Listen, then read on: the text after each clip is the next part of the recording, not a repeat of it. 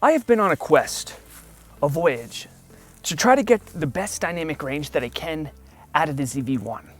Yes, it's true, I'm a sucker for dynamic range, and I always try to get the most of it out of my cameras. But what would happen if I could do the same thing with the ZV-1?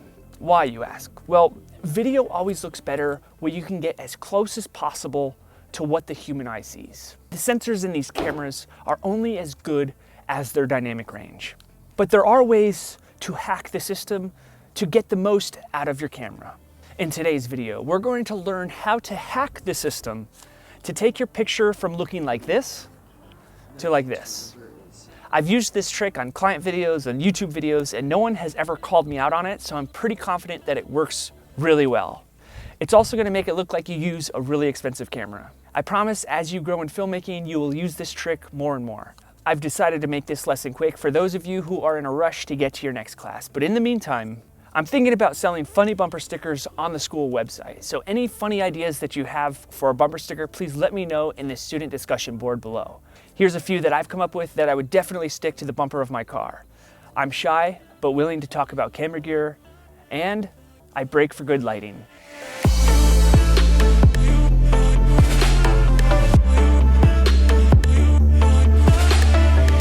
I remember when I first started out, I didn't know what dynamic range was, so for those of you who are new to the Academy, here's the definition.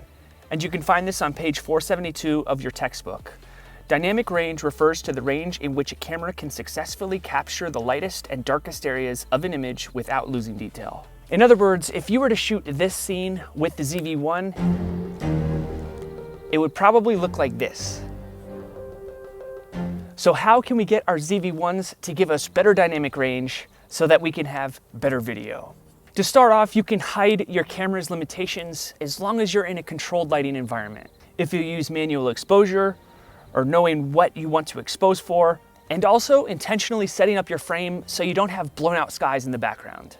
As soon as I see blown out skies, I get frustrated because there's nothing I can do about it in post. I'm gonna be using the ZV-1 for this video, but you can really use any camera you own as long as it has manual exposure. In order to accomplish this hack, you're gonna need a tripod, a camera with manual exposure, and a video editing software that does basic cropping or masking.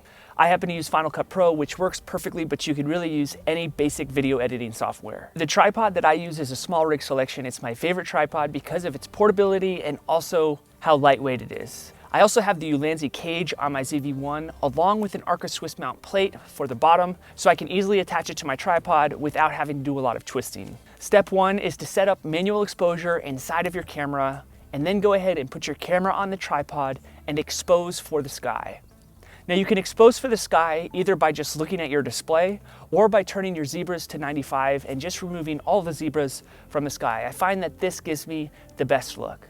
Don't be frightened when you look at the foreground. It's gonna be super dark, but that's okay. I'm gonna show you what we do in the next step in order to bring that back. After you expose for the sky, just go ahead and press record for about 60 seconds or for however long you want. If it's a talking head shot like this one, I would record for more like 2 minutes. If it's a little nature B-roll shot of a flower, maybe like 20 seconds. After I'm done with that, I just switch the camera over to program auto, and I make sure that the metering mode is set to center so that it's focused on the subject that's in the foreground.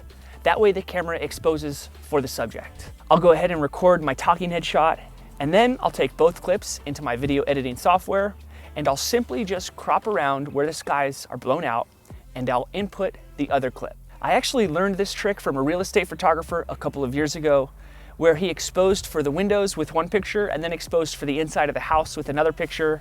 Same shot, same frame, and then in post-production, he mixed them both together and it just made the house look so much better. So I thought to myself, well, why couldn't I use that for video? And the answer is you can use it for video, but there is a caveat. Number one is that you have to set your camera up on a tripod. You can go handheld or on a gimbal or a slider, but once you introduce movement to your camera, then it becomes a little bit trickier in post-production because you'll have to move the mask with keyframes. Another thing that you'll have to remember when you're using this trick is you can't break the perimeters of the overexposed part, because don't forget that's a secondary clip. So if you were to swing your hand through the overexposed skies, then you would see the difference and then everybody would know you're a cheater. You also can't use this trick with an iPhone or a smartphone unless you have an app that allows you to work the manual exposure. Don't forget that manual exposure is key to this hack so that you can expose for 2 different scenes using the same frame, and then you just intermix them together. I told you this video would be quick, and for your homework, I want you to go out and try this method, practice, and see what type of results you get, and then leave them in the student community section. I promise you, as you grow in filmmaking, you will use this trick more and more. I'm Joe, your life professor and coach, and until the next video, have a nice week.